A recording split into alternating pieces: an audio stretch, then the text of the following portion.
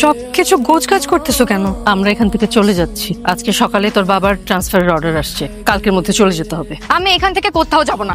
এখান থেকে যাবি না তো কি করবি? রঙ্গলীলা করবি এখানে? এই নষ্টামির জন্য এত কষ্ট করে তোদের মানুষ করার চেষ্টা করছি আমি। বাড়ি গোছানোর জন্য এইসব গুছগাছ না করলে তো, এটা না পাইলে তো জানতেই পারতাম না আমার মেয়ে রঙ্গলীলা করে। বাদ দাও না, ছোট মানুষ একটা ভুল করে ফেলছে, এখান থেকে তো চলেই যাচ্ছি। এই বিষয় নিয়ে এত কথা বাড়িয়ে লাভ নেই। চুপ করো, সব দোষ তোমার। সারাদিন কুত্তার মতো খাটনি করি, সরকারি চাকরি, সামান্য বেতন, প্রত্যেকটা টাকা আমি অনেক কষ্ট করে রোজগার। আর আমার সন্তানেরা একটা তো লেখাপড়াতে কোনো মনোযোগ নাই, আর আরেকটা এই বয়সে শুরু করছে রঙ্গলীলা। বারবার রঙ্গলীলা করবে না তো বাবা। আমি তমাল ভাইকে ভালোবাসি। তমাল ভালো ছেলে, আগে দুজন লেখাপড়াটা ঠিকঠাক মতো শেষ কর, তারপর না হয় দেখা যাবে। এই কি দেখা যাবে? ওই সিদ্দিকের পরিবারের সাথে আমার পরিবারের কোন রকম সম্পর্ক হতে পারবে না। তমাল ভালো ছেলে হোক, স্কলার হোক, আর লাখ টাকা বেতনের চাকরি করুক, তাতে আমার কিচ্ছু যায় আসে না। হারামজাদার কত বড় সাহস, সে আমার মেয়ের পিছনে তার ছেলেকে লেলিয়ে দিয়েছে। ওই জানোয়ারকে আমি কিছুতেই ছাড়বো না, যেভাবেই হোক একে বুঝিয়ে ছাড়ো। চল। আপনি আকরাম কই? কিছু হয়েছে? আরে আপনাকে কৈফিয়ত দিতে হবে নাকি? আকরাম রে ডাকেন। আকরাম!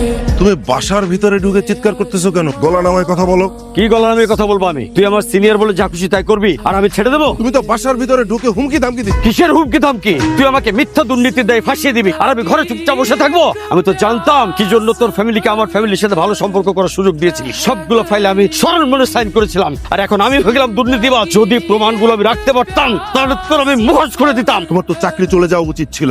চাকরি টিকে আছে শুধু আমার জন্য। এখন আমার পায়ে হাত দিয়ে সালাম করা দরকার। ছোট লোকই তাকে। মুখ সামনে কথা বল। ছেলে মেয়েগুলোর সামনে তোমরা কি শুরু করলা? ও আমাকে মিথ্যা দুর্নীতি যে ফাঁসিয়ে দিয়েছে, এখন তো ছেলেকে লেলিয়ে দিয়েছে আমার মেয়ের পিছনে।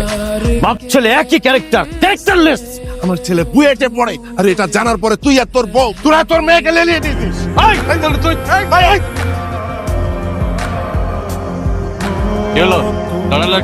আচ্ছা বন্যা, শোনো না, গতকাল যা হয়েছে পুরোপুরি আমাকে ভুল বুঝছো। যেখানে আমার বাবার সম্মান নাই, সেখানে কিভাবে থাকে বলো?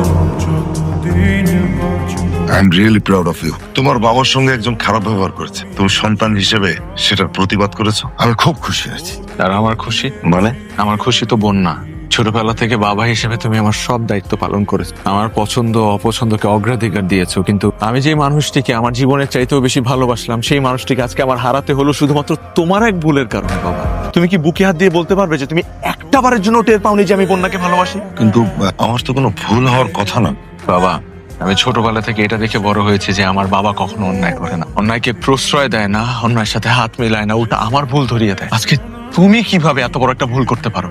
আমি বন্যাকে ভালোবাসি, আমি ওকে মারাত্মক ভালোবাসি। এই যে আমি যদি ওর বাবার সম্মান ফিরিয়ে দিতে না পারি, তাহলে আমি কখনো ওকে ফেরত পাবো না। আমি আসলে জানি না আমি কি করবো।